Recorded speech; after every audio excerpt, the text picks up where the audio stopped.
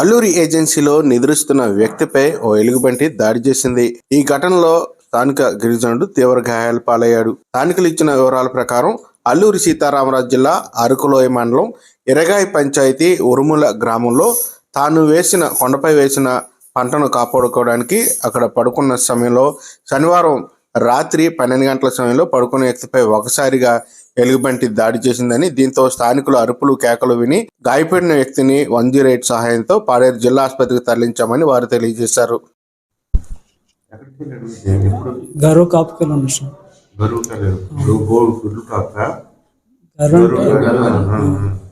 Night 12 గంటల టైంకి పడుకుని ఉంటే వచ్చి దాడి చేసింది.